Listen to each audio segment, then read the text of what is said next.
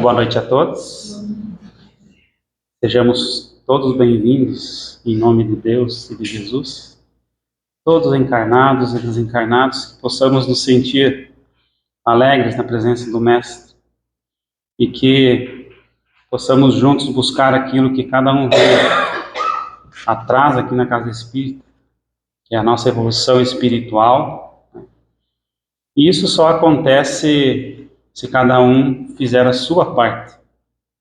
E a presença de cada um de nós aqui, hoje, já é um pontapé inicial, né? Quer dizer que nós estamos nos dando a oportunidade, né, de evoluir. E isso é muito gratificante para o alto, com certeza. Uma das etapas da evolução é o conhecimento. E nós só adquirimos esse conhecimento se nós cairmos de corpo e alma aos estudos do Evangelho do Mestre Jesus.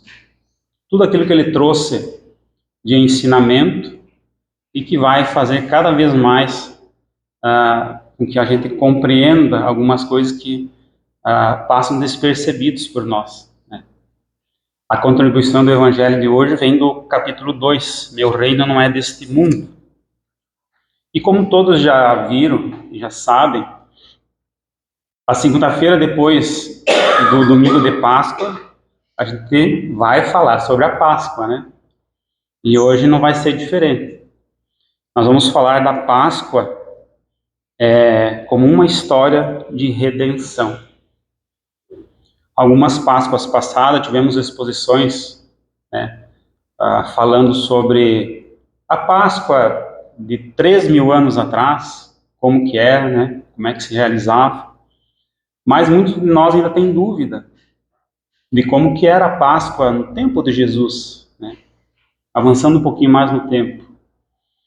E para nós conseguir gravar isso, eu já trouxe já de bate-pronto o que é redenção.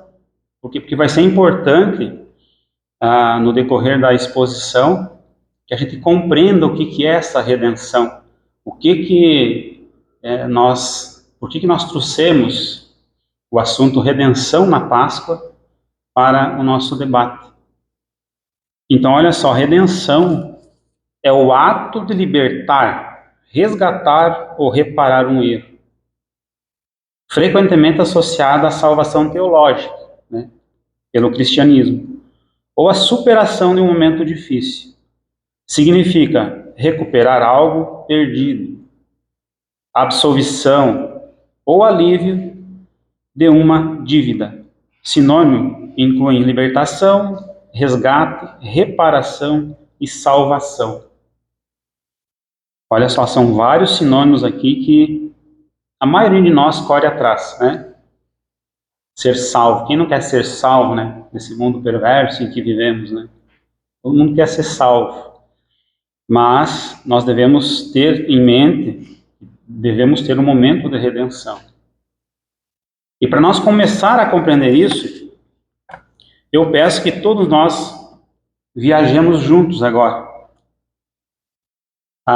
O ano 33 depois de Cristo. A Páscoa daquele ano, para ser mais preciso. E que nós façamos uma pergunta: como será que a população daquela época, agora incluindo nós, vivenciava a Páscoa? Então vamos colocar alguns números para nós começar a ter essa imaginação. A população de Jerusalém, e todos nós sabemos que Jerusalém era um centro, né, de fé, de devoção, porque lá era onde se situava o famoso templo, né, onde todos faziam as suas peregrinações em busca de se encontrar, de conversar com Deus, né, de fazer o seu ato de fé perante o muro das lamentações, né. E a época de Páscoa era uma época especial para Jerusalém. A população de Jerusalém, em dias normais, gira em torno de 50 a 60 mil pessoas, para nós termos uma ideia. Em época de Páscoa, essa população duplicava e até quadruplicava, né, num espaço que era muito limitado. Então, se nós pensarmos da quantidade de pessoas que se deslocavam entre desertos até Jerusalém, era um número considerável. Sem contar nas distâncias, né? Vamos supor assim que cada um de nós fosse um peregrino judeu, por exemplo. Eu trouxe aqui um número, ó. Eu sou um judeu lá da Galiléia, né? E vou ir para Jerusalém para celebrar a Páscoa. Eu teria que andar 140 quilômetros, isso com mantimentos, né? Porque eu ia ficar vários dias lá. Eu teria que levar mantimentos para me manter. Aqueles que teriam uma aquisição um pouquinho mais, seria mais afortunado, né? Teriam um animal para levar isso no lombo, né? Aqueles que não tinham que carregar nas costas. Então, famílias se deslocavam 140 quilômetros a pé, levando esse animal de carga, levando roupas e levando um cordeiro, levando um animalzinho. Cordeiro macho, sem defeito, isso 10 dias antes da Páscoa, né? E era isso que dizia o Êxodo, né? Eles tinham um entendimento muito antigo, né? E o Êxodo falava isso, né? Moisés trouxe essa lei para eles e eles cumpriam. Então, 10 dias antes, eles separavam o cordeiro, começavam a tratar esse cordeiro, né? E na época de Páscoa, eles se deslocavam das suas localidades até Jerusalém. Eu dei um número antes de 50 mil, né? Mas vamos jogar aqui, vamos jogar 100 mil. Vocês imaginem 100 mil famílias trazendo um cordeiro para Jerusalém, para ser sacrificado, né? É um número considerável. Então, lá no 14º dia do mês de Nissan, que no calendário judaico, ele é a saída, a entrada da primavera, na verdade, né? Saía daquele período mais frio, mais judiado, e eles entravam num período que era mais agradável, né? Para tudo.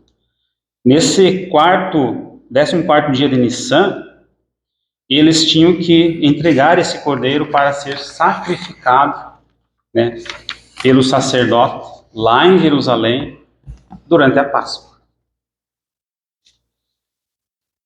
Tem um estudo que eu pude trazer aqui para nós termos uma ideia, de um historiador, Flávio Josefo. Ele descreve assim cenas perturbadoras num estudo que ele fez. E olha só, o ano era 70 depois de Cristo, né?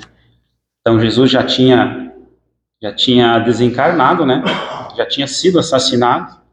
No ano 70, eles fizeram um estudo da quantidade de cordeiros que foram sacrificados naquele ano, né?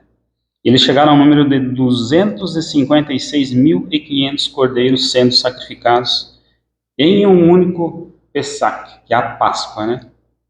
256 mil cordeiros. Para fazer esses sacrifícios, olha só, os sacerdotes se dividiam em turnos, 3 turnos. Não paravam, era dia e noite. Uns saíam, entravam outros e o sacrifício dos cordeiros não parava, era feito, né? O sangue desses cordeiros eram recolhidos em bacias, né? Geralmente de prata ou de ouro, né? Os sacerdotes faziam uma espécie de corrente humana, né? Essas bacias eram passadas de mão em mão até o altar central do templo, onde esse sangue era derramado, despejado, né? Então essas bacias passavam de mão em mão e lá no pé do altar eram derramadas. Após derramar esse sangue ali, o sangue escorria através de fendas, uma espécie de valeta no meio do templo, né? Que atravessava o templo, né? E ia cair no chamado Vale de Sidom, onde ele era despejado. Ele tinha o seu destino final. Para quem não conhece esse vale, o Salmo 23, Salmo de Davi, né? Ele diz: ainda que eu ande pelo vale da sombra da morte, né, não temerei mal algum. O vale do Salmo era esse vale. Por quê? Porque lá no vale existiam e ainda existem, nós fomos atrás hoje de pesquisas, existem ainda sepulturas, túmulos, né, muito antigos, que ficavam entre os vales, né. Esse vale ele fica assim, vamos supor que aqui onde eu estou, né, é o Muro das Lamentações, ou seja, é ali a parte de Jerusalém, ali do templo, né. Na minha frente seria o vale, lá embaixo, né, e do outro lado seria uma outra montanha ali, que seria o Jardim das Oliveiras, né, o chamado Getsemane, né, onde Jesus gostava de fazer as suas orações. Só para nós se localizarmos assim, né? Então, entre o Getsemane e o templo, né, era o vale. E esse sangue dos cordeiros então descia lá no vale, né? E lá ele era depositado. Isso era um entendimento que o povo da época trazia de sacrifício e levava muito ao pé da letra. E a gente vê assim que aos dias de hoje, muitas vezes as pessoas fogem, né, de querer entenderem o porquê acontecia esses sacrifícios. Será que o povo levava ao pé da letra o que falava os sacerdotes? Será que Moisés não exagerou nos seus ensinamentos e o povo não levou muito ao pé da letra? Será que a Páscoa realmente necessita de um banho de sangue de cordeiros? Isso fica para a nossa dúvida. Isso acontecia, para nós termos uma ideia, no mesmo lugar em que alguns dias antes, né, Jesus pregava para o povo, ensinava o povo. Então, quando chega essa multidão, naquele mesmo lugar, vira um banho de sangue. Então, a Páscoa trazia, naquela época, um misto de história e de cultura do povo. E o povo tinha dificuldades de entender. Mas naquele mesmo dia, algo diferente começaria a acontecer. Porque, como eu disse, o povo gostava muito das antigas escrituras. E uma das antigas escrituras, que é a escritura lá do profeta Zacarias, dizia assim: dizei à filha de Sião, eis que o teu rei vem a ti, manso e montado sobre um jumento, num burrico, filho de jumento. Está lá em Zacarias 9:9. E naquele dia, o que acontece para atormentar aqueles que tinham o conhecimento das antigas escrituras, que conheciam o texto de Zacarias? Jesus chega a Jerusalém montado num jumento. Para aqueles que entendiam a lei, eles começaram a compreender o que estava acontecendo. Chegou o nosso Salvador. Então eles começam a gritar: Hosana, né? Hosana, o filho de Davi. Quer dizer, salva-nos, né? Salva-nos agora. O povo tinha pressa de ser salvo, de ser recolhido nos braços que tirassem eles daquela crueldade de Roma, né? Eles já saíam de um sofrimento que era o deserto, né? Lá no Egito, mas ali agora eles estavam num sofrimento, né? No presente, que era a Roma que causava. Então eles estavam aflitos por um Salvador. Então quando Jesus entra em Jerusalém, né? montado nesse jumento. Eles lembram da escritura de Davi, e para eles a presença ali era do Salvador.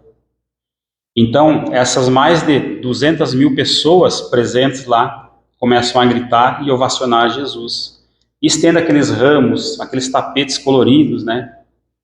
E é por isso o significado que nós temos hoje de algumas religiões, né? Do chamado Domingo de Ramos, né? Na época, assim, era natural eles saudar os reis chacoalhando ramos, né? E chacoalhando tapetes coloridos. E era o que eles estavam fazendo para Jesus naquela época. E ali nós vamos notar assim, que estava tudo ocorrendo conforme os ritos da Páscoa. Mas por trás, na parte política da história, as coisas também estavam acontecendo. Tudo que estava sendo visto ali, estava sendo conduzido ali na cerimônia, estavam sendo vigiados por soldados romanos. Quando eu falo assim do templo, em frente ao templo, existia uma torre em que os soldados ficavam, chamava-se Torre Antônia. Por quê? Porque ali eles tinham controle geral, né? Eles tinham uma visão ampla de tudo o que estava acontecendo, e ali eles tinham o controle na hora certa para agir conforme as ordens dos seus superiores. Até então, a gente se pergunta assim, por que Roma permitia tantos peregrinos dentro de Jerusalém, não fazia nenhum tipo de conflito ou de limitação, né, para impedir isso? Roma sabia que o passado, que era a libertação do Egito, e era o motivo da comemoração da Páscoa, né, nós vamos ver ali na frente, o motivo da comemoração da Páscoa era a libertação do povo, né, lá do Egito. Roma sabia que isso ali era o passado. E o passado não volta a atormentar, né, algumas pessoas. Roma tinha certeza disso. E ela também tinha certeza que agora Roma era o presente. E era Roma que dominava. Roma ditava as ordens e executava muitas outras que a crucificação passa por essas execuções de mandatos de Roma, né? Uma das. E lá na Torre Antônia, o que os soldados viram? Jesus entrando em Jerusalém, sendo aclamado, sendo chamado de rei, né? E sendo conduzido, na verdade, assim, dando uma falsa interpretação, vamos dizer assim, para os romanos, que eles não entendiam. Falavam em rei na época, eles levavam ao pé da letra, né? Tanto o capítulo 2 diz que o meu reino não é deste mundo, né? Jesus, ele afirmava que realmente ele tinha um reino, mas o reino dele não era deste mundo. E o rei que a população gritava e adorava, era um rei que eles ainda não sabiam o verdadeiro significado do reinado, né? Para eles, o que esse rei trazia atrás dele? Um exército armado que iria lutar, guerrear com Roma e libertar o povo de novo, agora das garras de Roma, né? E esse era o sonho do povo. E nós vamos ver que não foi bem isso que aconteceu. Então nós vamos ver Jesus adentrando a Jerusalém e os ritos da Páscoa como continuavam. Jesus também continuou o seu rito junto aos seus apóstolos.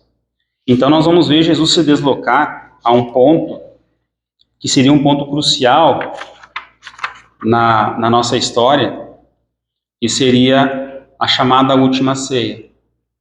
Cada um pegou o seu cordeiro, lembra do cordeiro sacrificado?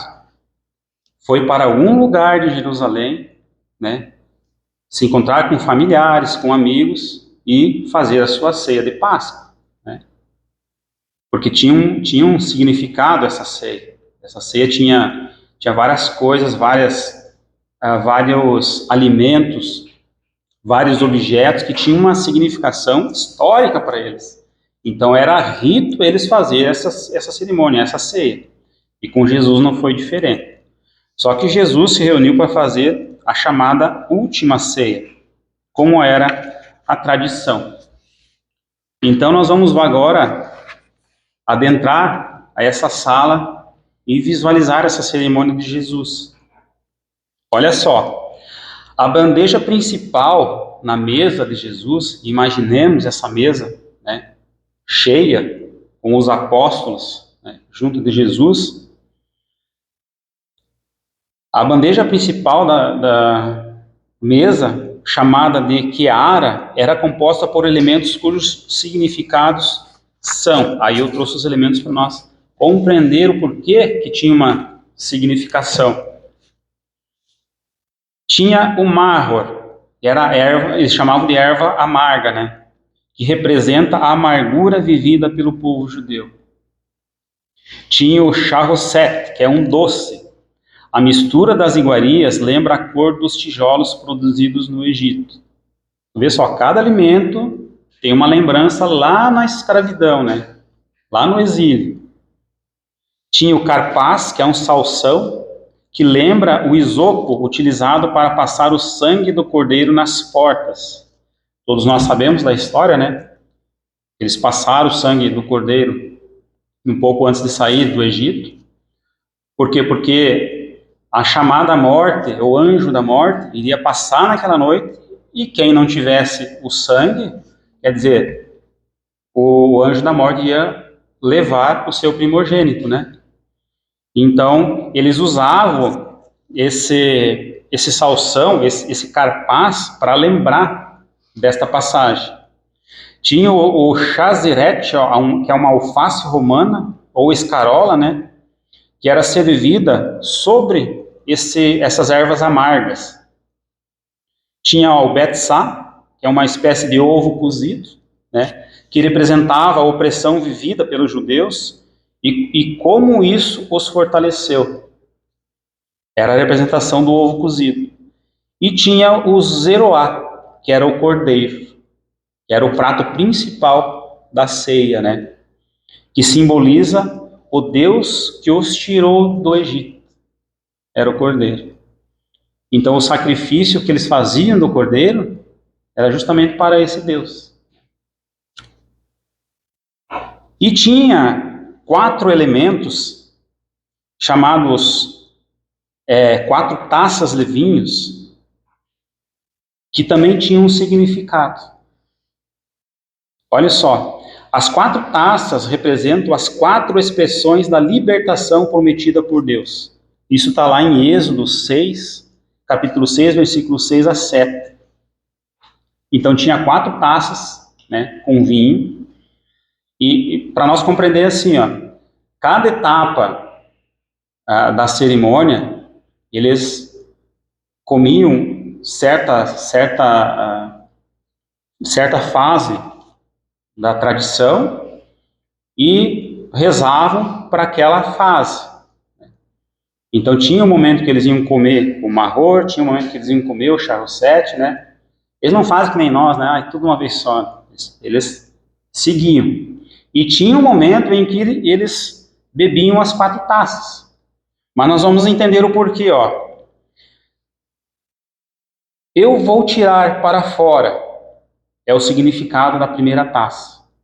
Quer dizer o quê? A saída da limitação. Eles eram limitados no Egito, né? Então, era uma expressão assim que eles iam sair para fora dessa limitação. Então, em certo momento da cerimônia, eles bebiam essa taça para relembrar dessa limitação. A segunda taça eu vou entregar, que seria a taça da doação a louvor a Deus. Uma vez que eles foram libertos, né? Eles iam louvar a Deus, agradecendo por essa libertação. A terceira taça, e aqui para nós, aqui hoje vai ser o ponto essencial para nós entendermos, né, a nossa exposição de hoje é a taça eu vou redimir. Eu vou redimir. Que quer dizer o quê? Fazer a reparação de um erro. Só lembrando o tema da nossa palestra, né? A Páscoa, uma história de redenção. Então aqui a terceira taça está falando em redenção. Eu vou redimir. E a quarta taça, eu vou tomar. Que seria tomar posse da liberdade e vivenciar os milagres. Quando chegou a taça da redenção, aqui aconteceu algo que mudou a história. Porque Jesus até então estava seguindo os ritos pascais até a terceira taça. Na terceira taça, ele faz algo diferente. Ele pega o pão sem fermento, partiu e disse: esse é meu corpo. Levantou a taça e disse que era seu sangue, o sangue de uma nova aliança. Imaginemos assim a cabeça dos seus apóstolos, que passaram uma vida inteira presenciando essa cerimônia, participando dessa cerimônia, e agora eles são confrontados com uma parte da cerimônia que era para ser seguida, e Jesus vem e corta a cerimônia ali, dizendo assim, que daqui para frente vai ser desta forma, uma nova aliança. Segundo o Espiritismo, e aqui eu coloco a fala de Kardec, a nova aliança refere-se à era de compreensão espiritual trazida por Jesus, substituindo a lei de rituais, que seria a antiga aliança, né? Pelo amor e a conexão direta com Deus. Então o Espiritismo, como consolador prometido, consolida essa aliança ao explicar racionalmente as leis morais e a imortalidade. Então Jesus, naquele momento, estabelece uma conexão espiritual para junto de seus apóstolos. Dali para frente, a cerimônia de Páscoa não seria mais a mesma. Por quê? Porque Jesus acaba de dividir a Páscoa também, antes dele e depois dele, né? Uma cerimônia totalmente voltada à história, né? A lembrança trágica de um povo, e uma Páscoa voltada ao início espiritual, o início da história espiritual de um outro povo, aquele que passa a aceitar o amor e a caridade do Cristo como uma nova forma de vida. Então, após essa confusão, após os apóstolos estarem atordoados com essas novas informações, né, começou um burburinho entre eles, tentando achar explicações do que Jesus estava falando, porque nem eles estavam entendendo, né, ainda aquilo. E Judas, no meio daquele alvoroço, levanta-se da mesa e sai. Né? E nós, compreendendo a história de Jesus, já sabemos, né, em que direção ele se manteve. E a história mostra que Judas foi um dos que não tinham entendido, né, essa nova fase da Páscoa, essa nova história trazida por Jesus. Então ele vai rumo à traição de Jesus. Então na quinta-feira, logo depois dessa ceia, Jesus foi ao jardim do Getsemane, o Monte das Oliveiras. Lembra que eu falei outro lado do Vale de Sidom? Jesus se encaminhou para lá. Após a última ceia, ele foi para orar antes de sua prisão. E aqui, assim, nós podemos pensar que estava tudo sendo arquitetado ali, Jesus não estava sabendo, mas Jesus sabia que ele ia ser preso, tanto que ele falava, né? Que ele ia ser morto, ele também falava, né? E é nesse jardim que nós vamos ver ele falando, né? Até a Viviane lembrou na última palestra dela, né? Uns dizem que foi uma fraqueza, mas não foi fraqueza de Jesus, né?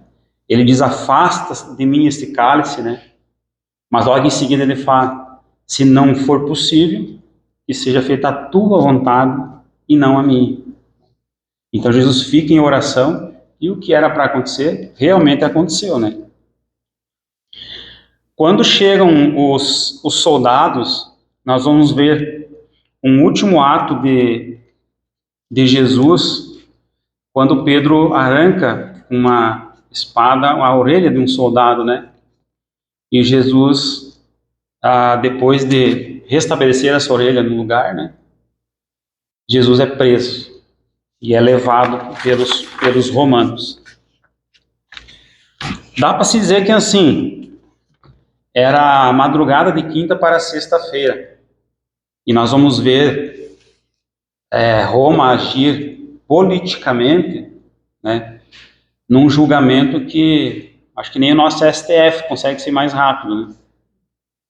Porque durante a madrugada de quinta para sexta-feira, ele foi julgado, olha só, primeiro, por Anás, sumo sacerdote. Depois, Caifás, que era o sacerdote substituto. Em seguida, enviaram ele para Pilatos.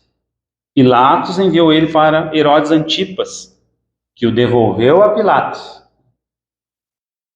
E ali estava cada um estava fazendo o seu julgamento. Quando chegou de volta a Pilatos, Pilatos então arma uma tentativa de sair da confusão armada pelos fariseus, né? E pensa, porque tinha uma tradição de soltar, né, um bandido na época de Páscoa, né? E ele queria que essa tradição fosse feita e já ia aproveitar para se livrar dessa confusão, né? Só que ele apresenta duas pessoas para serem libertas: Jesus e Barrabás. E aqui é um outro misto da história que as pessoas às vezes confundem, né? Porque uns diziam assim, nossa, como pode? Na manhã de sexta-feira, o povo gritando para que Barrabás fosse solto, sendo que um dia antes eles estavam gritando hosana para Jesus, né? Mas quando nós vamos estudar, a gente vê que, sim, quem estava ali no julgamento de Jesus, gritando solta e Barrabás, era um povo mais controlado por Roma, eu digo assim, né? Mais comprável, né? E alguns interesses escusos faziam com que pessoas escusas fizessem as vontades de Roma. Então, para que nós tiremos do nosso pensamento que aquele povo que estava ovacionando Jesus lá na quinta era o mesmo povo que estava gritando para ele ser crucificado na sexta, né? E não era o mesmo povo. Mas e por que dessa pressa de Roma? Aqui a gente vê assim, o povo levava a sério mesmo ali as tradições. Então eles tinham até o pôr do sol da sexta para fazer todo esse julgamento, todo o castigo que Jesus sofreu e crucificar ele, para que ele ainda, né, fosse morto antes do pôr do sol. Por quê? Porque depois era Shabat, né, era sábado, né? E no Shabat não poderia ser feito nada disso. Então eles estavam apressando as coisas, né? Porque se tratava de Jesus. Então a gente vê Roma acelerando as coisas. Mas passa-se o tempo, passa-se todo aquele processo em que a Viviane explicou para nós, né? A Via Sacra, da palestra passada, né? Você passa todo aquele processo ali das 14 estações, né? Jesus sofrendo, sendo humilhado, e ele chega ao monte chamado Monte da Caveira, né? Onde ele é crucificado. Alguns chamam de Gólgota, né? Monte da Caveira. E ele é crucificado e morto. É um sentimento que alguns cristãos gostam ainda de relembrar. Eu particularmente não gosto, né? Eu sempre penso assim, vamos imaginar que cada um de nós perdeu um parente, um parente bem querido, né? Bem amado dentro da família, de uma forma trágica. Um acidente, uma doença, qualquer coisa assim que fez com que esse ente querido sofresse. É a mesma coisa nós chegar todo ano, né, no dia em que esse ente faleceu, que esse ente desencarnou, nós relembrasse tudo aquilo que esse ente querido passou, né?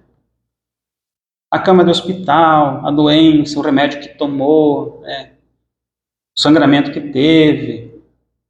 É um sentimento assim, que ninguém quer, né, relembrar. A gente às vezes vê as pessoas falando assim, eu não fui no velório de tal pessoa porque eu quero lembrar dela sorrindo, ela feliz, ela indo lá em casa, nós tomando um chimarrão. Eu já vi várias pessoas falando assim, né? E por que Jesus nós temos que lembrar dele pregado na cruz sofrendo? Vocês já se perguntaram isso? Por que Jesus nós temos que nos fazer relembrar essa situação que o mestre passou? O que traz para nós, para a nossa vivência isso? O mestre pregado na cruz sofrendo. Quando eu tive o desprazer de assistir aquele filme do Mel Gibson, né? Vocês já assistiram? É um filme assim que, meu Deus do céu, barbaridades, né? Horrores aconteceram com Jesus e eles esboçaram da pior forma possível, né? Para o seu público. E a minha revolta com aquele filme é que quando vem a boa parte e é aquilo que a doutrina espírita acolhe hoje em seus ensinamentos, né? Que é a parte da ressurreição de Jesus, o filme acaba, né? O filme acaba. E nós ficamos com aquela imagem do Cristo sofrendo. Sempre, sempre. E toda Páscoa, eu sinto em dizer isso, mas é o que acontece. Toda Páscoa a gente vê cerimônias, teatros. Vamos encenar Jesus sendo pregado na cruz. Vamos encenar Jesus sendo açoitado, né? E as pessoas acabam fazendo disso uma cerimônia festiva. Como se a Páscoa, né, fosse a lembrança do sofrimento do Mestre Jesus. E não o Mestre assim, né, sorrindo, olhar calmo, sereno, né? Que todos nós gostamos. Mas, nessa história de sofrimento, nós temos a alegria do terceiro dia. E o terceiro dia que eu falo aqui é o terceiro dia após a sua morte. O terceiro dia após a morte de Jesus marca sua ressurreição, lembrada no domingo de Páscoa,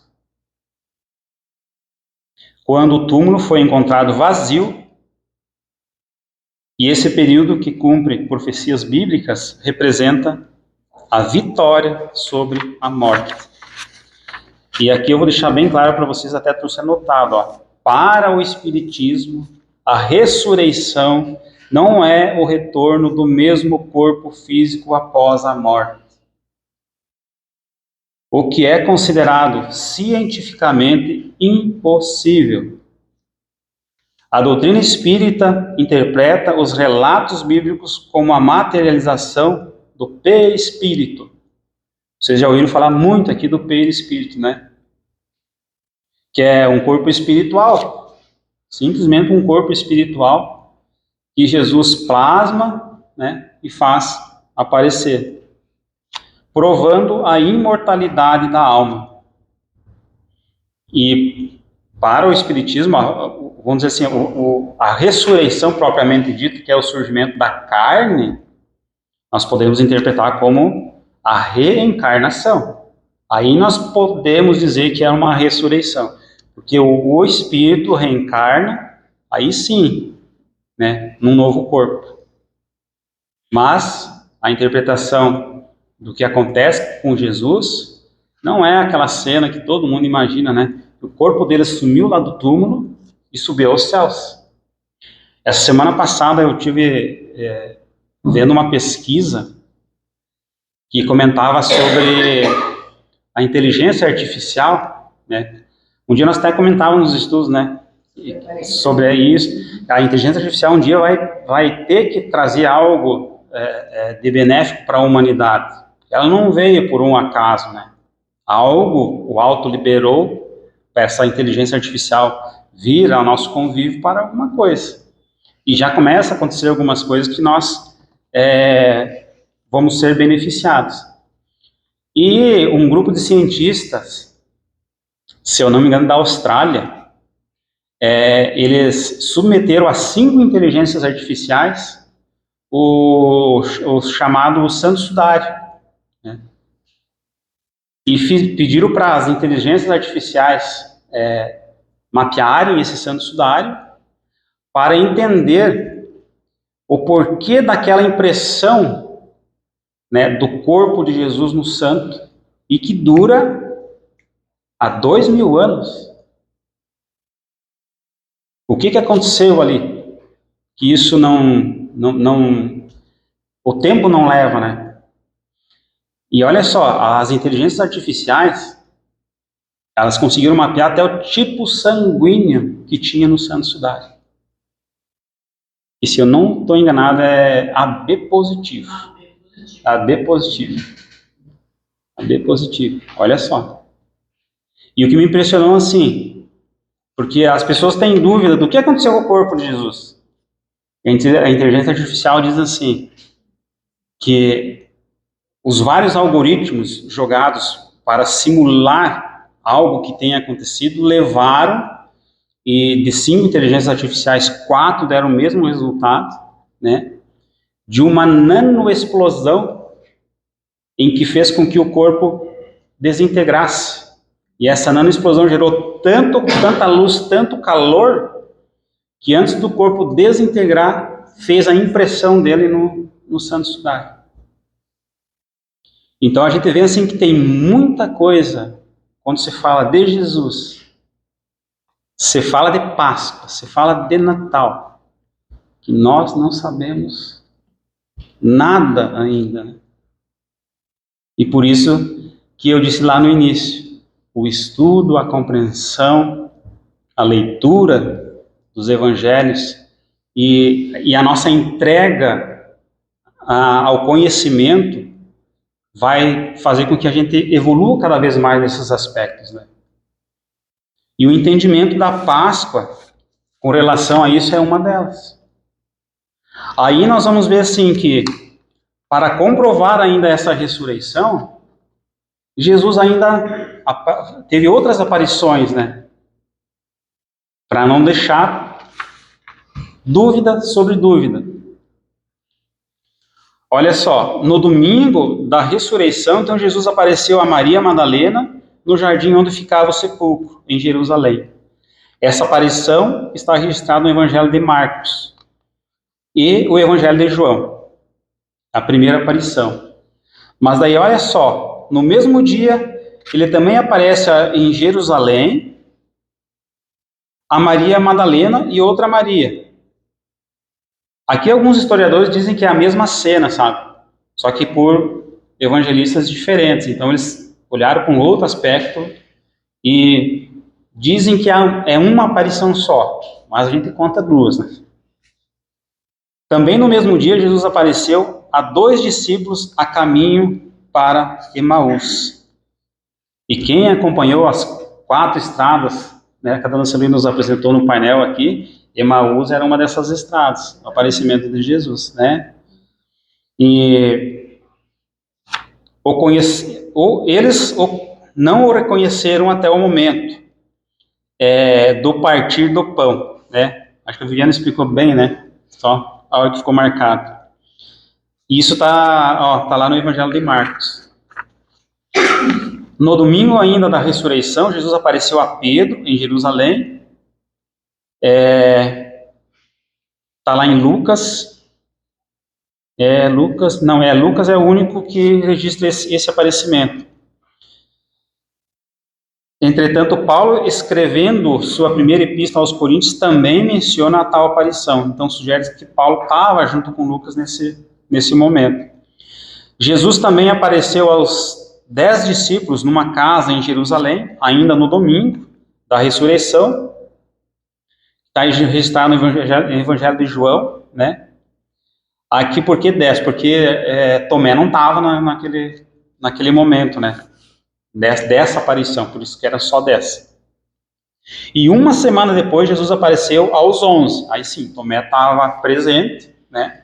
E todos nós sabemos que Tomé não acreditou, né? Que era Jesus. Jesus fez ele tocar as suas feridas, né? As suas chagas, né? Chamadas chagas, para que ele acreditasse. Isso está lá em João, que é um registro de João e Marcos. E uma das aparições mais interessantes de Jesus, após a sua ressurreição, ocorreu no Mar da Galileia, num tempo depois. Ali ele apareceu a 7 discípulos que estavam pescando. Esse evento está registrado no Evangelho de João. E descreve pessoas em questão que eram Simão Pedro, Tomé, Natanael, o filho de Zebedeu, os filhos de Zebedeu, e outros 2 discípulos que não tiveram seus nomes revelados. Já no Monte da Galileia, ele apareceu aos 11 discípulos. Esse evento está registrado no Evangelho de Mateus. Jesus também apareceu a mais de 500 pessoas de uma só vez. Esse evento é citado pelos apóstolos Paulo, primeira epístola aos Coríntios. É os chamados 500 da Galileia, se não me engano, né? Os 500 da Galileia. E o apóstolo Paulo também menciona uma aparição de Jesus, particularmente a Tiago, lá em Coríntios 15, 7. Antes da sua ascensão aos céus, Jesus apareceu ao discípulo Paulo, né, no Monte das Oliveiras, 40 dias após o dia da ressurreição. Por fim, mesmo após a sua ascensão aos céus, Jesus apareceu por último ao apóstolo Paulo. Essa aparição é amplamente documentada no livro Atos dos Apóstolos. Escrevendo aos Coríntios, o próprio Paulo falou sobre esse momento tão fundamental na oficialização de seu apostolado. Seu aparecimento ocorreu a caminho de Damasco. É outra estrada, né? Estrada de Damasco. Estava naquela série de palestras. E Paulo descreve, né, que clarão muito grande apareceu e ele acabou até perdendo a visão, né, quando Jesus apareceu para ele. Todos nós conhecemos a história. E isso marca tanto Paulo que lá na carta aos Galatas, capítulo 2, versículo 20, ele diz assim: já não sou eu quem vivo, mas é o Cristo que vive em mim. E a vida que agora tenho na carne, vivo na fé do Filho de Deus, que me amou e a si mesmo se entregou por mim. E isso é o sentimento que nós temos que ter hoje da Páscoa. Porque muitos falam assim: Jesus sofreu, Jesus foi humilhado, foi morto, mas para pagar os meus pecados. Então, o que eu fizer daqui para frente, Jesus já me perdoou e eu estou livre. E nós vemos que quando Jesus traz o sentimento da Páscoa depois dele, né? A Páscoa depois de Jesus, depois do terceiro cálice, que é o cálice da redenção, nós vamos ver que a Páscoa, para nós, cristãos, deveria ter um sentimento muito maior do que tem hoje. E reparem vocês que não falei em coelhinho, não falei em ovo de Páscoa, né? Porque eu acho assim que é um período em que nós devemos, ou teremos que um dia, não sei se isso ocorre logo, né, a esquecer esses adornos teológicos do coelhinho da Páscoa, né, e lembrar mais de Jesus. Nós passamos, até ontem eu vi uma discussão na internet, né, do como nós devemos falar a verdade aos nossos filhos sobre o coelhinho da Páscoa, sobre Jesus. Porque a primeira coisa que nós falamos para ele é a questão do coelhinho, né? É a questão do coelhinho. Mas nós deixamos de lado Jesus. Não perder aquele sentimento, né, doce da Páscoa, né, que traz aquela festividade, aquele domingo em que as famílias se reúnem para comemorar, umas para se matarem mesmo, né, porque a gente vê tragédia também nessas reuniões de família, que ele não queira, acontece, né, mas as famílias, quando caem em umas tragédias dessas, a gente vai ver um contexto histórico da família, geralmente é falta de Deus, é falta de Jesus na família. Então, como nós temos que aproximar a nossa família da verdadeira Páscoa? E hoje, quando o Arielto leu a prece, a mensagem, e falava em agradecer, eu estava sentado pensando, meu Deus, e como nós não agradecemos, né? Nós não agradecemos ao Mestre por ele ter aberto os nossos olhos, nós termos hoje, né, esse conhecimento, estarmos aqui, ó, debatendo esse conhecimento sobre a Páscoa. A gente não agradece. A gente simplesmente vive no automático, né? A gente não agradece. Nós temos a compreensão de que devemos fazer, mas não fizemos. Então a gente usa a barganha, né? Porque eu fico 40 dias sem comer carne porque é quaresma. E quem comeu no meu lugar e matou a sua fome durante esses 40 dias? Se ninguém matou, não valeu de nada. O próprio Evangelho diz: vivei como os homens de vossa época vivem. Mas quando você for sacrificar alguma coisa, que esse sacrifício tenha um sentimento, né, de grandeza, de purificação, um sentimento social, que geralmente a gente não tem. Eu tenho um amigo, todo ano ele passa 40 dias sem comer carne. Um dia ele me falou assim: eu guardo durante 40 dias o dinheiro. Eu ia comprar carne. Quando acaba a quaresma, pense, é cerveja e carne. Aí ele consome tudo que não consumiu nos 40 dias, né? E acha que tá certo. E tipo assim, a gente acaba pensando assim, para ele tá certo, né? Porque ele não tem o conhecimento. Então, cada um que viva a sua vida. Mas uma vez que nós temos o conhecimento da grandiosidade do Mestre Jesus, nós vamos viver conforme a nossa consciência manda.